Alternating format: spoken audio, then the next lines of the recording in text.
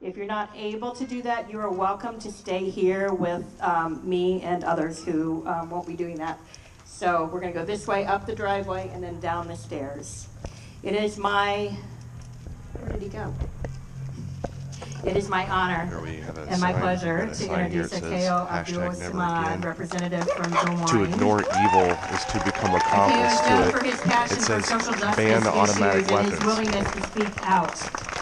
He has championed civil rights for all people, I think, since he was born, and partly because of his personal story. He is an advocate, a strong advocate for common sense gun laws. Won't you welcome Representative AkoAbdul-Samad?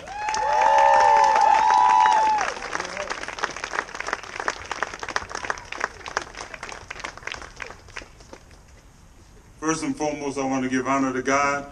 Secondly, I want to thank everyone for being here and everyone who helped organize. And I'm going to be very short. But I would ask all the youth speakers to come back up, please. Will all the young people come back up? Because this is about you. This is about you. Okay, we've got another sign up here. I want to see this sign here. Hang on. There you go. Come around here. We'll come around here. Give them a hand. Give them a yell.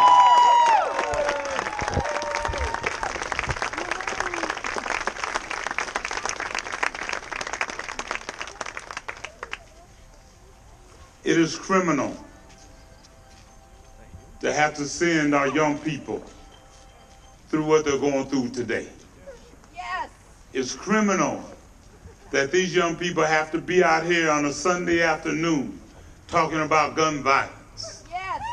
It's criminal when we don't have adults that aren't listening to our babies and what they're saying. Yes.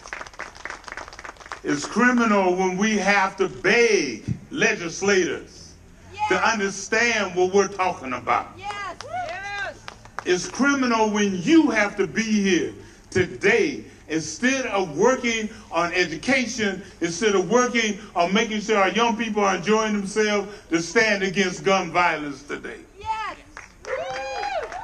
Understand it. Let's put this into context. I understand that New Zealand did it in 72 hours. And we are so happy that they did it in 72 hours. America can't do it in 72 hours because we haven't had the real conversations that we needed to have to get to that point of 72 hours. Yes. That real conversation means that we're not addressing mental health.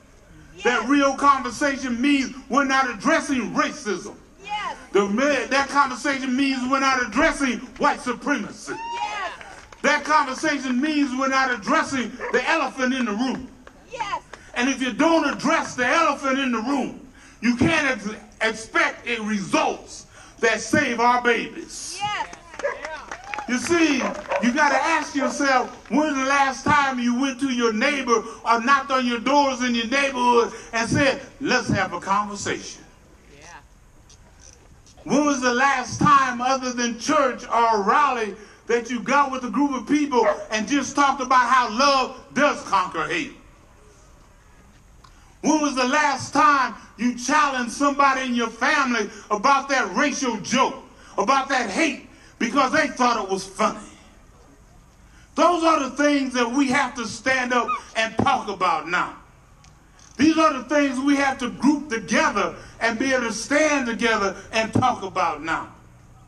You see, beloved, as I close, if we're going to give these babies a chance to grow and enjoy life and not let life live them, but them live life, then we have to stand up. We have to make sure that we come together as one.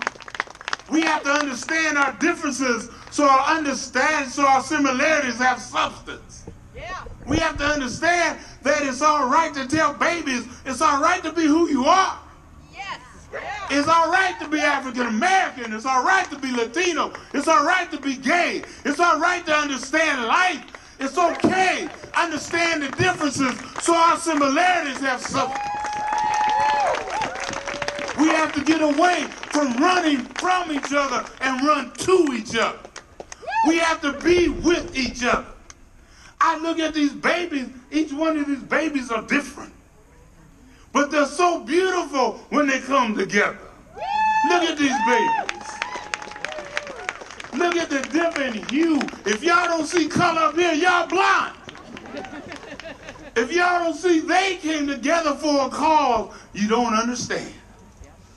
If they can come together and make numbers count, why can't we as adults go to the polls and make our numbers count? Why can't we stand up?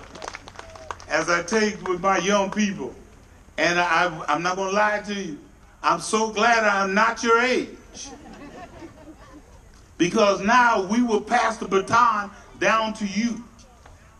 You will be responsible now to be able to take up the call, but it will be our responsibility to create a path for you to go up that you won't have to fall in the holes that we did, that you'll be able to stand up and you'll be able to look at this legislation and the legislators, and you'll look at adults and you'll say, how long do I have to keep suffering? And they'll be able to tell you, not long.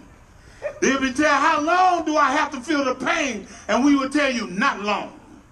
They will tell you, and if you ask, can we make changes? They will say yes, and we will go along, come along, and we will make a difference here. Because right now we're going to join hands with each other, and we're going to raise our hands together, and you're going to repeat after me as loud as you can. You're going to say, we make a promise. We make a promise. What kind of stuff is that? Proud of you. You're talking to these young people. Let them hear. We make a promise. We make a promise. Come on.